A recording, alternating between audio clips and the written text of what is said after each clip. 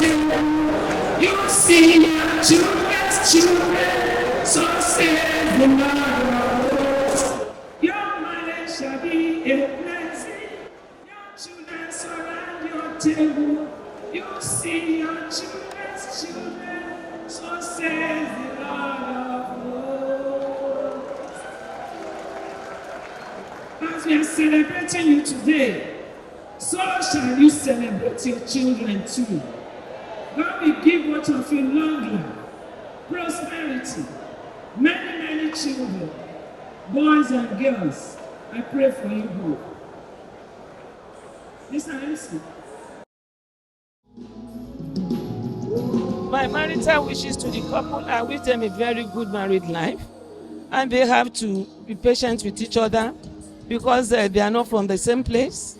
You know, they have to study. Even if they are Siamese twins, they still have to, you know, really study themselves, and they have to be very patient.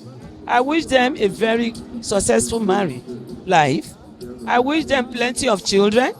I wish them, you know, if they have problem in their marital home, they shouldn't call anybody. They should pray to God. Let God be their middleman.